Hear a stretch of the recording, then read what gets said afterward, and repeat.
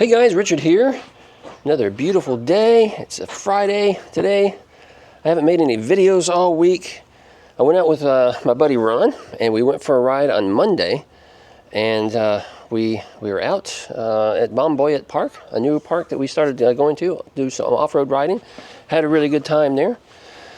And recorded that video, but haven't done anything with it yet. I haven't edited it yet. Just been busy all week, kind of doing other things for the family and yeah. Hey, look, we got two new products here. I didn't make short videos like I usually do, announcing them.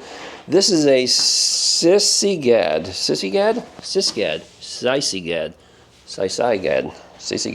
I don't know. It's a brand I've never heard of before, but yeah, we're going to tear into it, see what the bike is all about. I've also got another rack. You've probably seen this one advertised a lot on Facebook. I've been seeing it advertised a lot by Krabbit. And it looks to be a really good rack for the money that you're spending, so I'm really excited to get into that to see what it's all about. Yeah, because I think it's going to be a good rack for folks, but you know, don't know. We got to see. We got to open up the box and see what's going on. What is going on in here? Hey, I sold the 630 reverse tadpole trike, the little blue trike with the two front wheels. That's finally gone. Sold that last week. Had a gentleman come out and test rode it, and he test rode it actually for quite a while. Just loved it. Going back and forth out front here and just having a good time with it, and he snatched it up. So happy for him. Happy we found a good home for it. Nothing else sold recently because I haven't had anything else. Well, I got a couple for sale. We'll talk about that in just a second. I got these two. But we also had some problems with those, so we'll highlight that in a moment. I still have this really super nice recumbent trike that's for sale. And yeah, no takers yet. It's out of most people's price range, right? So, you know, we'll see. If you're interested in something like this in a high-end recumbent trike, let me know. We'll make you a deal. We will work something out. I'd be even willing to travel just a little bit to maybe meet you if you're coming from somewhere in the southeast. What do we got over here? We still got the Moon Cool over here. I think, honestly, no, I haven't made up my mind yet. I might be selling that one soon. I just don't use it. Frankly, I don't use it at all. And we had some problems with it, then we got it fixed, we think, and I haven't been using it, and so I don't know, maybe. Still got the electric, the Express over there. Nice bike, I'm going to keep that for a while. Of course, the Meat One here, got the Truxus Explorer and the Mach Wheel Obsidian, and we got the Truxus Lynx 2.0 Plus. No, it's the Plus, I think is what they call it. Got the Rad power bike here. Really enjoying this Rad. Yeah, I'm enjoying this Rad a lot more than what I thought I would. Riding this electric not X-Peak, the Expedition. Hey, I'm starting to get all these names mixed up. The electric Expedition, love this. Super, super nice cargo bike. My #1 pick for 2025. Yeah, gone shopping a couple times, gone and picked up, you know, lunch and that sort of thing, and just, I mean, it's a wide rear end with these big old bags out here, but you know what, I don't care. I don't mind. Just a really nice, I'm really enjoying that. I got the new Toby trailer here. Had him out a few times now. This is the doggy trailer. Enjoying that. No issues with it yet. Still have the Rattan Sequoia. Really super nice bike for some off-road riding. So I'm going to hold on to that for a while longer too. That's not going to go anywhere. And then of course I've still got the Magicycle Ocelot Pro 2.0. I'm still kind of using this as my, well, I was using this as my everyday rider. Kind of like my go-to when I'm running errands, or just Ron and I are just going to go out for a ride, or me and one of the kids are just going to go out for a ride or something. This has always been kind of my go-to, but you know what? I don't know. Maybe not so much anymore, because we have some other really good quality bikes now that I can ride, and I'm enjoying those, and I've had this the longest, so yeah, maybe not. Mrs. Adventure still has this one. She doesn't get out much anymore. Even though she's got days where she's feeling a lot better, she just, you know, biking just isn't her thing, so she doesn't get out a whole lot, but we will always maintain a trike for her, so it's always ready to go when she's ready to go. I just need to get it out of the way here. And then we have the electric X-Peak. Super, super nice.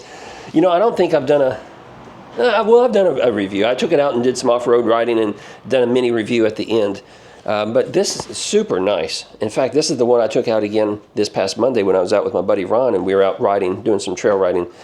And I still got my bag on there. I even had a camera hooked up back here, so I got to check the video footage to see if it was any good. But yeah, love this bike. This isn't going anywhere. Love, love, love this bike. Super, super nice. Let's go back out here. Still got the Simple Glide. Nobody wanting to come and test ride it. This is part of our test ride program. I've had very few people now. Originally, we had quite a few people come out and ride it. And then, unfortunately, we had to keep people that came out and rode this. But then they saw that, the Meet 1, and they ended up riding it, and then they ended up buying the Meet 1. So this is an old generation. It's got the smaller, thin tires, the motors in the front. It's just not the greatest. Don't know if 630 will send anything else out. Yeah, just don't know. They seem pretty busy and preoccupied with other things, and we don't communicate much anymore, so I don't know what's going on with that. Let's talk about these two here real quick. I had some problems with these guys. Oh my goodness. I think one of the last videos I made was I just took a spin on the muck ped, okay? Talking about it a little bit. You know what? It was like the next day I took another little spin down the road or something with it, and it broke. Yeah, it broke, and I've had problems with it. Oh my gosh. Let me show you what's going on. They have this chain tensioner down here that holds the chain up away from this A-frame style kickstand. There's supposed to be another tensioner attached right up here that holds this chain up quite high to keep it, presumably to keep it away from the frame.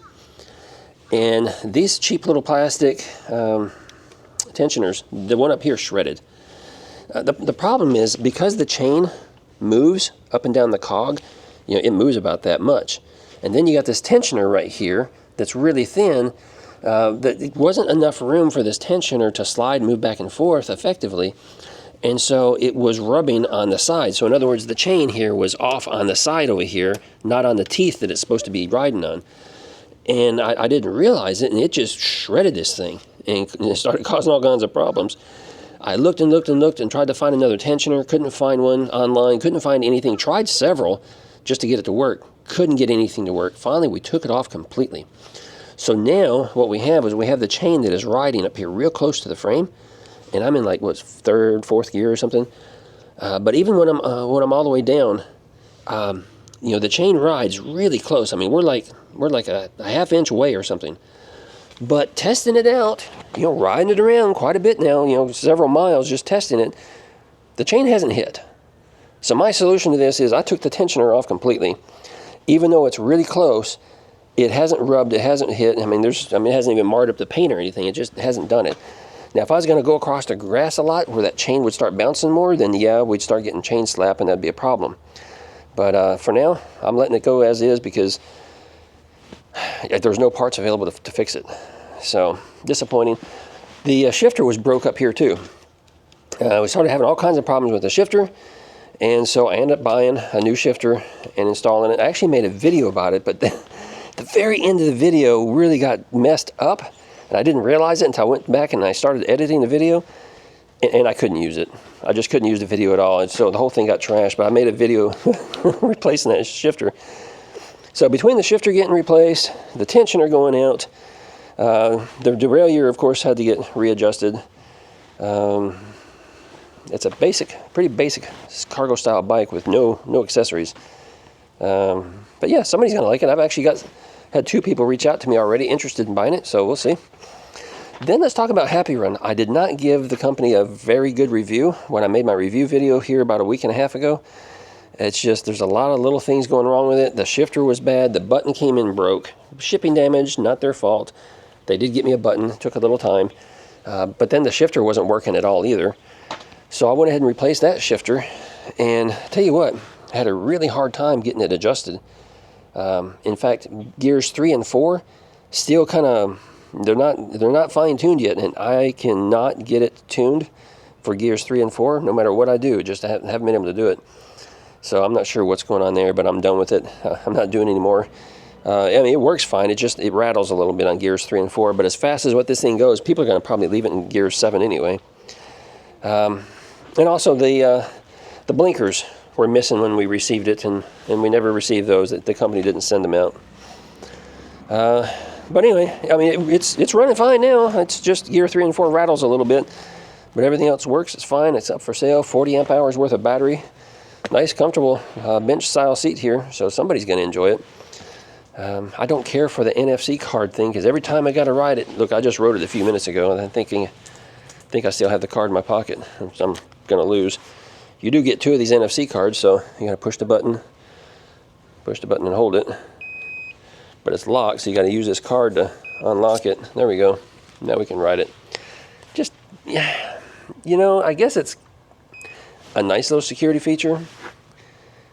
But if somebody wants the bike, they're going to take the bike regardless if they can turn it on or not. They're just going to hop on, pedal it, or push it and take off with it. I don't know. It's just, I'm not a big fan of these NFC cards. I've had a couple of bikes now, and just not a fan of that. But